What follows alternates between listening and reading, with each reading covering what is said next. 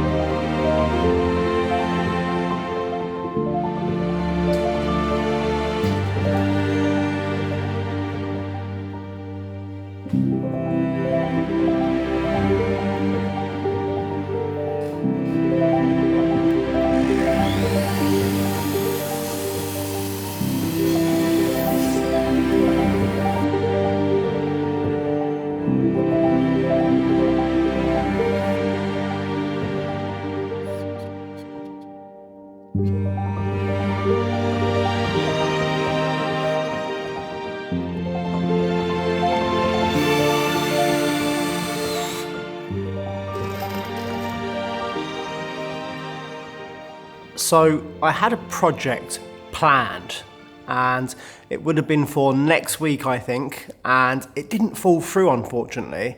You know, I've been talking about getting an organ for the chapel and reinstating the old gallery and putting in a spiral staircase. Well, one popped up on eBay UK, and it's this huge organ from a decommissioned church in South Wales. Here's a photo of it. Let me see if I can just get that to load. Come on. It doesn't like, there we go. So here it is. It's got a huge, I think it's either an oak or mahogany frame. All of the pipes are painted sort of like a bluey green, which sort of matches the chapel. It's such a shame. So this organ was last used 6 or 7 years ago when the church was still being used, and then it was stopped being used. And yeah, it's a really nice piece, but it's such a shame because we contacted the seller, and I think we were literally just probably about 3 or 4 days too late because somebody else got there before us. And yeah, I mean, look at it, it's amazing. It's just fabulous. Look at that, imagine that in the chapel. Obviously with an organ like this, I think it has over 100 pipes, and it's gonna probably, just dismantling it is gonna be a huge amount of work. But I'm ready for that. If I find an organ, I will be getting, well, I'll buy it, especially if it's not that expensive. I won't say the price of this one, but it wasn't that expensive. And in fact it was incredibly cheap for what it is, and I had a lorry ready in the UK to go and collect it. I had friends ready, gearing up. We were going to book a hotel, but it just all fell through. The vendor did say that he's got another one, or he knows of another one that might be available, so fingers crossed. But I did come across a website which is essentially a Scottish website, and it lists loads of organs that are looking for new homes or being given away, or I don't know, yeah. They literally, some churches, I don't think they have the money to have these instruments restored, and I think that they just sit there being unused, which isn't great these days. But if I do come across one, we will go and collect it, regardless of where it is. I have been looking in France, but in France they're between 20 and 70,000 euros for a big one. And I really want a big one for the chapel. And wouldn't it be amazing to get it recommissioned, put it up on the new gallery, and have Michael play it, because my brother is a fantastic pianist. He's been playing since, I think, the age of 10. He's got loads of pianos at home. And yeah, it would bring life back to the chapel, I think. So that's a bit of a shame, but like I said, fingers crossed, there will definitely be another one soon, and you will know about it because I'm doing these daily videos at the moment.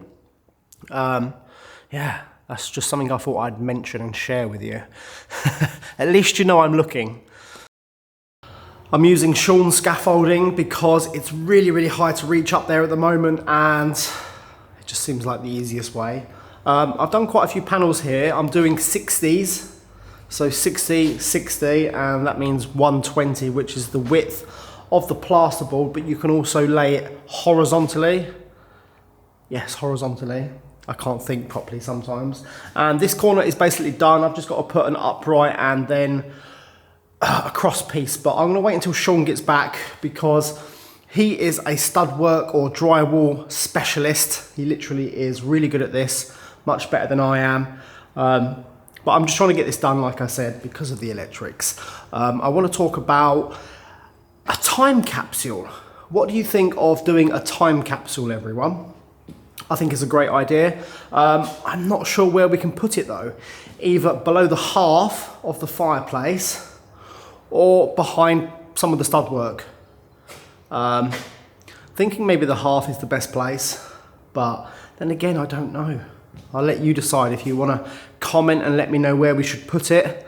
What I'm going to do is for the time capsule,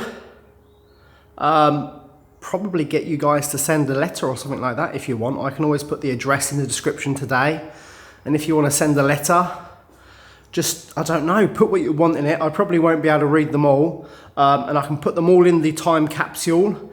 And yeah, we can bury that somewhere. And then maybe in 100 years or maybe less, someone will discover that and, you know, maybe have a bit of a shock because they'll see, you know, hundreds of letters are from people who have been watching this renovation and this renovation journey that we're on and showing some appreciation for this beautiful old building.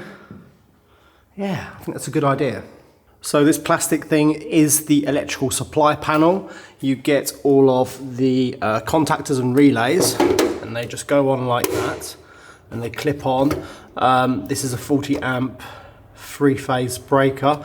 They call that a interrupter sectionnaire, I believe. And yeah, you have all your phases go into it, and then that supplies all of the switches and contactors, and that will do the plugs, lighting, things like that. It has a big cover that goes over it, and then a metal white door. So we've got the old supply, which is there. That needs taking back out because it's currently through the window frame. And then it's going to come along the wall, down, then through this wall and into the box. And there should be plenty of length because we're probably going to gain an extra meter and a half. So that should be pretty good. This is 5 core. I don't know if you can see that. 5 core, and it is huge cable. You could probably run the entire building off that, but we're not going to because we have other supplies. This chapel is my favourite part of the entire convent. It's the very first room that we ever saw when we first viewed the property. And ever since, I sort of fell in love with this chapel. It is so beautiful. Obviously, I've gone to the trouble of having all the lighting done. And I've ordered some special LEDs that you can change colour of and things like that.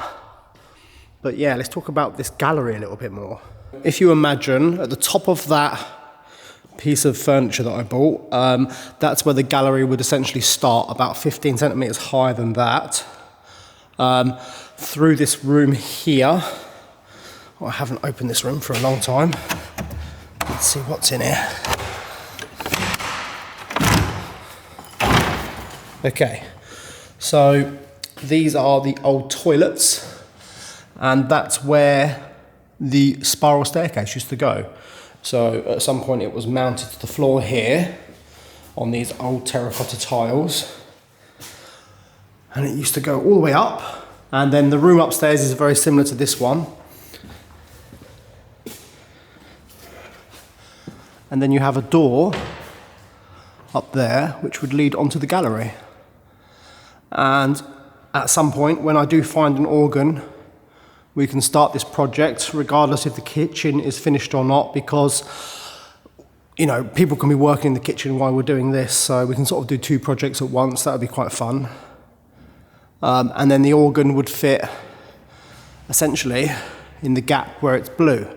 I think that's 2 meters 30, 2 meters 50 maybe. So we're looking for an organ that will essentially just fit in that space up there. And then all the pipes you would see, it would just be fantastic, and it would bring this chapel back to life. It really would, because it would fill it with sound, music, and it would look very, very nice. So at some point, when I buy some scaffolding and some of the other rooms are done, we can restore this chapel. Got to have some repairs done to these windows, repair done to that window. And this stained glass window needs completely revamping. or synthetically restoring as it is in situ. It's quite hard to see at the moment. If I turn the ISO down, you might get a better view of it. So they're all fleur-de-lis. So they're fleur-de-lis and then they're daffodils, sorry, not just fleur-de-lis. Fleur-de-lis in the centre and then daffodils. So that's it for today, everyone. Thank you so much for watching this video. I know it's short, but it's sweet at least. If that makes any sense, I don't know what I'm talking about. The time capsule. I really like this idea, so I'm going to pop an address in the description of the video today. If you want to send a letter, and I'll put it in the box that we bury somewhere in the kitchen. And like I said, somebody will find it in the future and be pleasantly surprised, I'm sure. So thanks for watching. I'm going to go home now, and I'll see you all tomorrow.